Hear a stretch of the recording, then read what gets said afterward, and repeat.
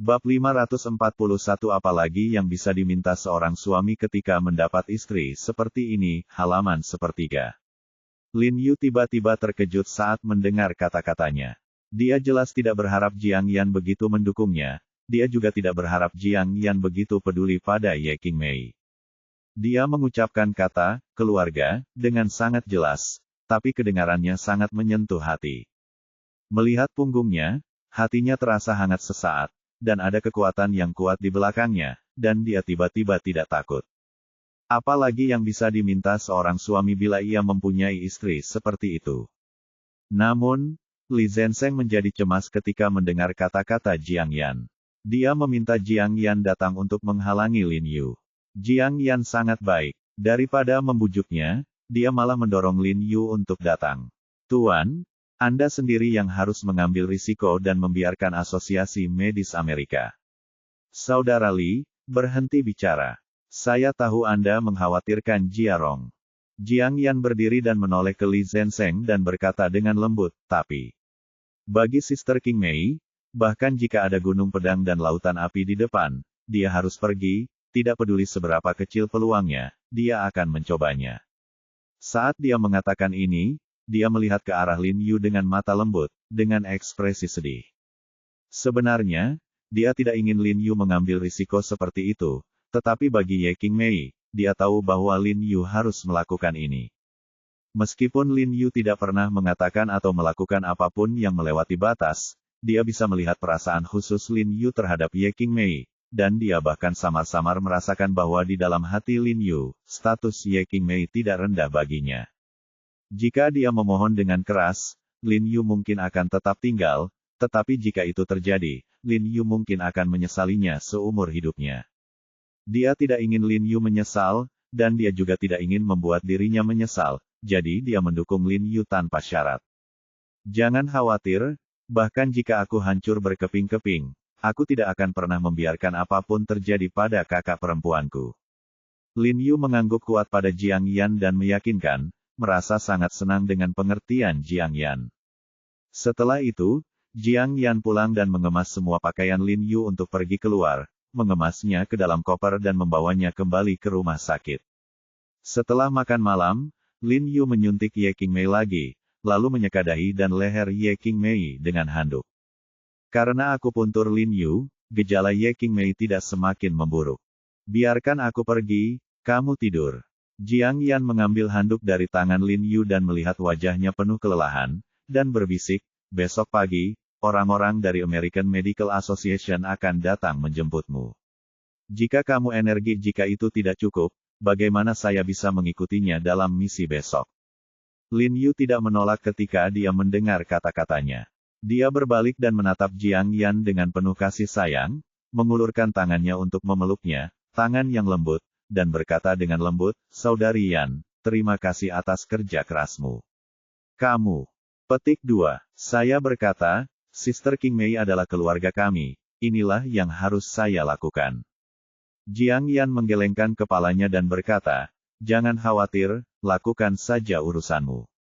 Saya akan mencari seseorang untuk memindahkan Sister Qingmei ke rumah sakit besok. Aku akan mengambil liburan panjang dan merawat Suster Qingmei di rumah sakit. Wajah Lin Yu tergerak, matanya merah, dia ragu-ragu untuk berbicara, dan akhirnya hanya mengangguk penuh semangat padanya. Kemudian Lin Yu pergi ke kamar Li Zenseng dan tidur sebentar, tetapi dia segera bangun karena dia tidak bisa tidur sama sekali. Tak lama kemudian, sejumlah besar mobil berwarna hitam tiba di depan pintu rumah sakit. Dia, bisakah kamu pergi? Ani berteriak kepada Lin Yu setelah memasuki ruangan, dan kemudian matanya tiba-tiba tertarik pada Jiang Yan di sampingnya.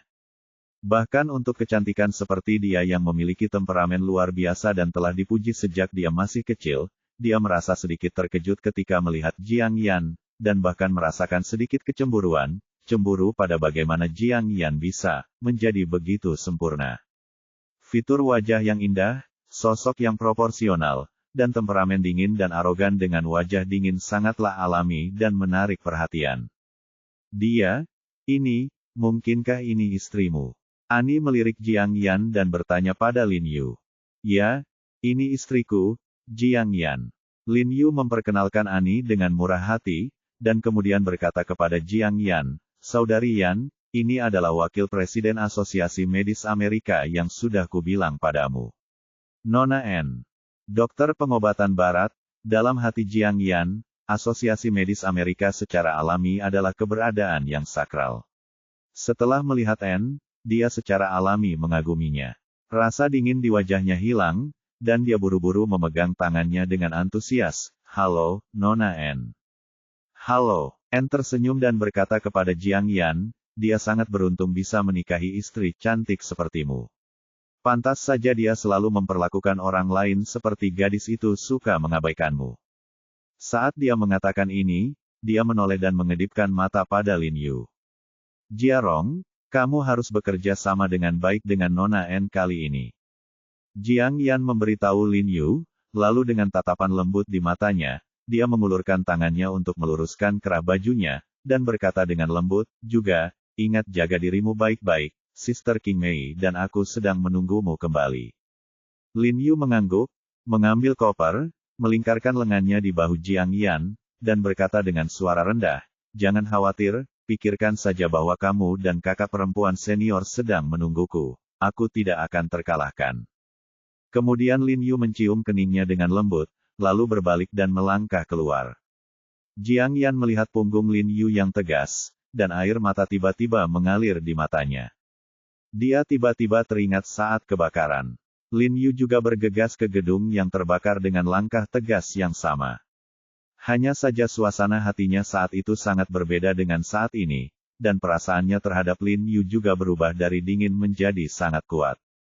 Jadi ketika dia menyadari bahwa Lin Yu pergi kali ini, hidup dan matinya tidak menentu, hatinya rasanya seperti jarum menusuk hatinya, tapi dia tidak bisa menunjukkan emosi atau kekhawatiran Lin Yu, jadi meskipun dia membuka mulutnya, dia tidak mengucapkan sepatah kata pun. Dia hanya menggelengkan kepalanya dengan lembut dan melihat Lin Yu masuk ke dalam mobil. Saya pikir Lin Yu bisa menoleh dan melihatnya, tetapi Lin Yu tidak pernah melihat ke belakang sampai dia masuk ke dalam mobil. Karena Lin Yu tidak berani menoleh ke belakang, matanya sudah berkaca-kaca saat ini.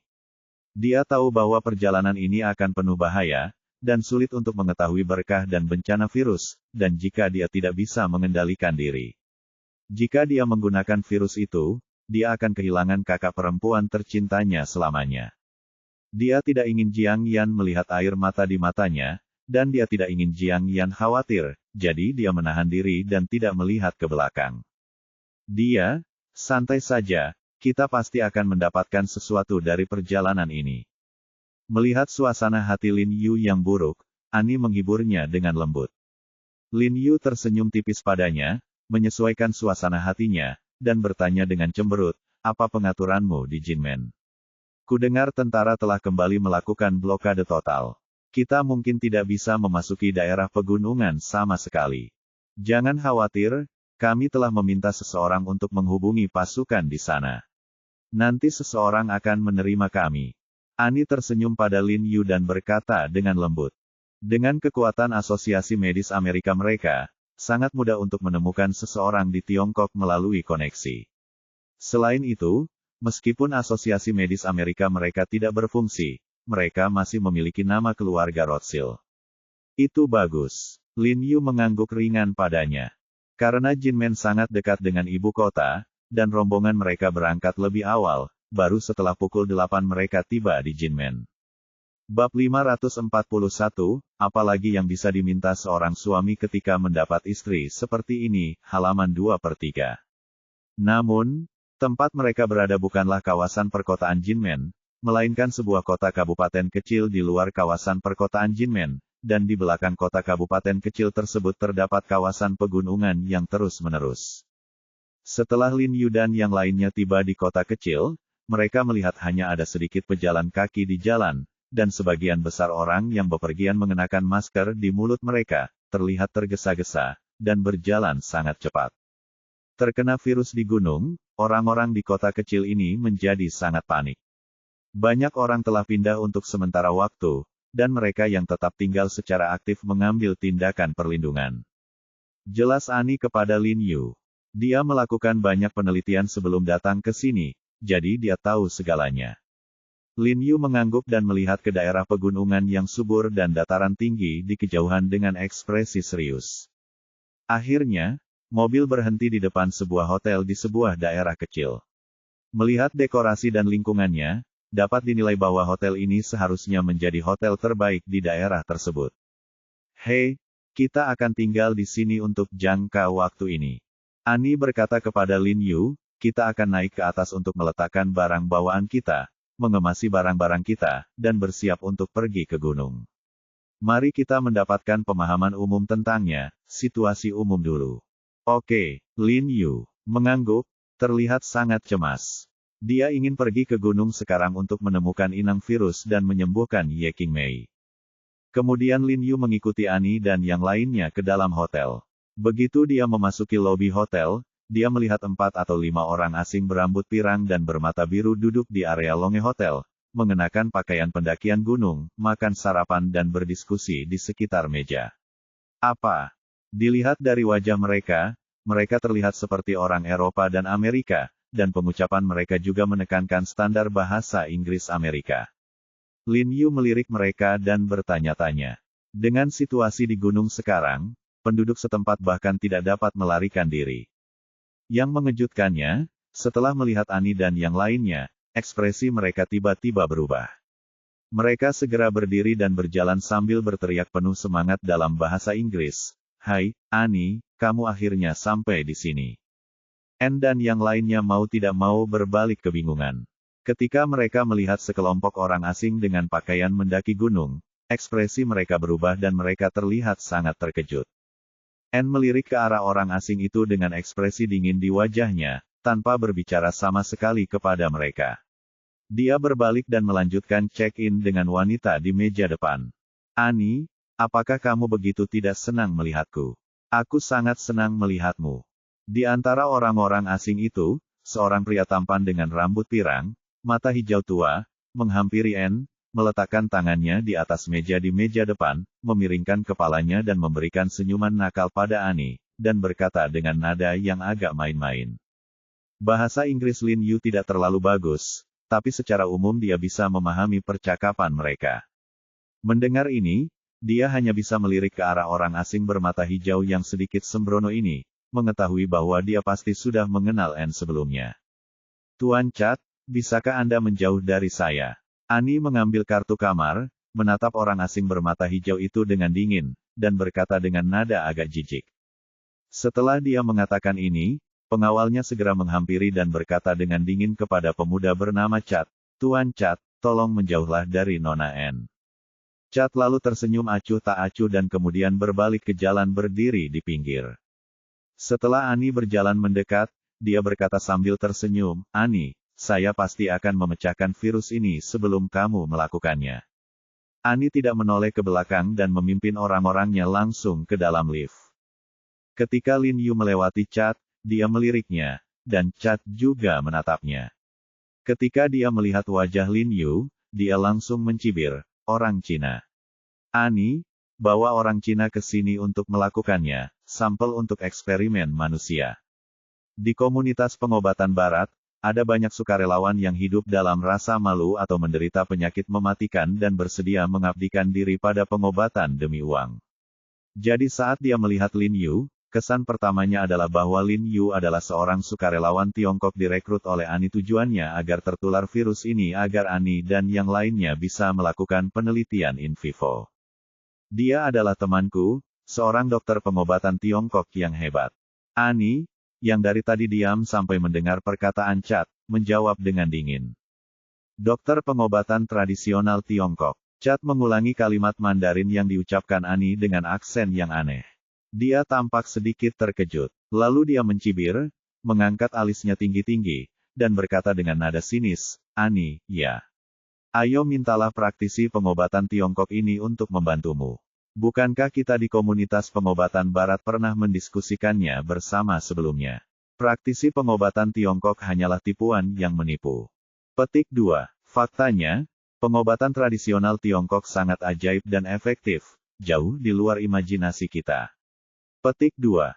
Annie, apakah kamu bercanda? Pemimpin yang sebelumnya menganjurkan memboikot pengobatan tradisional Tiongkok, tapi kamu Kau pasti tertipu dengan tipu muslihat pengobatan Cina mereka kan? Anne meliriknya dengan dingin dan tak memperdulikannya. Setelah semua orang di sampingnya masuk ke dalam lift, mereka langsung menekan tombol tutup pintu. Tolong abaikan dia, orang ini sakit jiwa. Annie menghilangkan kesuraman di wajahnya, berbalik dan menjelaskan kepada Lin Yu. Lin Yu tersenyum, tapi tidak terlalu peduli dengan apa yang baru saja dikatakan Chad. Dia dengan penasaran bertanya pada Annie, siapa mereka? Tanda tanya. Dari nada bicara mereka, sepertinya mereka datang ke sini karena virus ini, kan? Pucat lagi. Setelah menundukkan kepalanya, dia mengangguk dan berkata, ya, mereka juga datang ke sini karena virus mematikan ini. Tahukah Anda tentang organisasi XS? Petik 2 tanda seru. Lin Yu sedikit terkejut dan menemukan bahwa nama itu sangat familiar, tetapi dia masih tidak dapat mengingat di mana dia mendengarnya. Ini sangat familiar, tapi saya tidak dapat mengingatnya. Lin Yu mengerutkan kening dan berkata dengan jujur. XS adalah laboratorium medis terkenal di Amerika yang mengkhususkan diri dalam mempelajari virus. Annie menjelaskan kepada Lin Yu. Lin Yu tiba-tiba menyadari apa yang dia katakan, dan buru-buru mengangguk. Saya ingat, itu adalah laboratorium yang dikenal sebagai Bapak Virus, kan? Dia pernah mendengar ini ketika dia belajar pengobatan barat di perguruan tinggi, setara dengan legenda di dunia virus, dengan kekuatan yang kuat. Ya, itu mereka. Annie mengangguk, dengan sedikit kekhawatiran di matanya, dan berbisik, saya pikir mereka akan datang, tapi saya tidak menyangka mereka datang secepat ini. Ingin memecahkan kali ini ketika virus mematikan. Datang, dia tiba-tiba menjadi energi dan berkata dengan penuh semangat, bukankah bagus bahwa mereka ada di sini untuk membantu semua penelitian? Menaklukkan virus, jadi menurutnya, ini adalah sesuatu yang membahagiakan. Hal yang baik. Asisten di belakang Anne mengerutkan kening dan memandang Lin Yu dan berkata, ini mungkin hal yang baik bagimu, tetapi jika mereka yang pertama menemukan cara untuk mengobati virus ini, maka bonus keluarga Rothschild akan masuk ke kantong mereka. Bab 541 Apalagi yang bisa diminta seorang suami ketika mendapat istri seperti ini, halaman 3/3. Ya, 500 juta dolar AS. Anggota Asosiasi Medis Amerika yang lain hanya bisa menghela nafas. 500 juta. Lin Yu terkejut ketika mendengar apa yang dia katakan. 500 juta, dan itu masih dolar AS. Jika diubah menjadi RMB, itu akan menjadi lebih dari 300 miliar. Ada pahala 3 miliar untuk menyembuhkan suatu penyakit. Bahkan Lin Yu, yang kini memiliki keluarga kaya dan memiliki dana cair ratusan juta bahkan miliaran di kartu banknya, mau tak mau tersentak ketika mendengar angka tersebut. Mereka memang keluarga terkaya di dunia, dan mereka memang sangat kaya. Setelah mengatakan ini, Lin Yu mengerti alasan mengapa Anne tidak pergi bersama Richard sekarang. Dengan uang sebanyak itu, bahkan pasangan terbaik pun akan saling bermusuhan dan organisasi XS sama sekali. Kupikir keluarga Rothschild hanya mempercayakan masalah ini kepada keluargamu. Lin Yu tersenyum pada Annie dan berkata, bagaimana mungkin keluarga besar seperti mereka menaruh seluruh harapannya pada satu organisasi atau individu? Anne tersenyum tipis, terlihat sangat bebas dan percaya diri. Hei, sebenarnya, izinkan aku memberitahumu, kali ini mungkin ada lebih dari satu organisasi medis datang. Saya mendengar bahwa orang-orang dari Asosiasi Medis Eropa juga akan datang, tetapi saya yakin bahwa pada akhirnya, bonus keluarga Rothschild pasti akan masuk ke kantong Anda dan kami. Aku tidak melakukannya demi uang. Lin Yu menggelengkan kepalanya pada Annie, sama sekali tidak tertarik dengan bonus besar itu. Baginya, kehidupan kakak perempuannya tidak lagi 3 miliar, tetapi 30 miliar. 300 miliar tidak ada bandingannya. Jadi dia tidak peduli sama sekali kepada siapa bonus itu akan berakhir. Yang dia pedulikan adalah siapapun itu, selama dia bisa menjadi orang pertama yang mengembangkan metode untuk memecahkan virus tersebut. Bahkan jika dia diminta untuk memberikan seluruh kekayaan keluarganya, dia bersedia melakukannya. Setelah kembali ke hotel dan menetap sebentar, Annie meminta Lin Yu turun bersama semua orang, berencana pergi ke gunung untuk menyelidiki situasinya terlebih dahulu. Setelah Lin Yu dan Ani turun, Chad dan yang lainnya sudah tidak ada lagi, dan mungkin sudah naik gunung dulu. Setelah masuk ke dalam mobil, mobil langsung melaju menuju kawasan pegunungan tempat virus pertama kali merebak. Medan di sini sangat rumit, dan banyak jalan pegunungan yang terjal dan panjang. Anda harus memperlambat kecepatan agar dapat melewatinya dengan aman. Jadi setelah mereka memasuki pegunungan yang dalam, hari sudah hampir tengah hari, namun mobil masih belum menunjukkan tanda-tanda berhenti dan terus melaju. Untungnya, setiap orang diberi jatah makanan dan air minum sebelum tiba. Ani dan Lin Yu duduk di dalam mobil dan mulai makan juga. Setelah mobil melaju 10 menit lagi, jalan di depannya tiba-tiba menjadi lebih lebar. Namun, untuk sementara dipasang pos pemeriksaan di tengah jalan, ada penghalang jalan yang dilapisi paku besi yang dipasang di tengah jalan, dan diparkir di samping penghalang jalan. Ada sebuah truk berwarna hijau militer. Di samping truk itu ada beberapa pria berseragam militer. Setelah melihat konvoi Ani, dia segera mengulurkan tangannya untuk memberi isyarat agar mereka berhenti.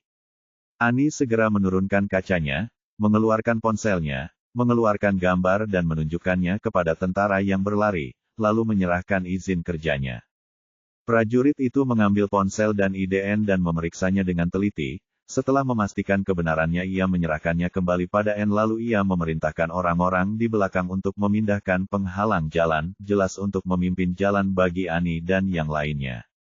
Ani, kamu lebih baik dari yang kukira. Lin Yu tersenyum pada Ani, tapi dia tidak menyangka bahwa dia, orang asing, bisa membiarkan tentara Tiongkok lewat. Benar, hei. Ada banyak hal yang bisa membuatku mengejutkanmu.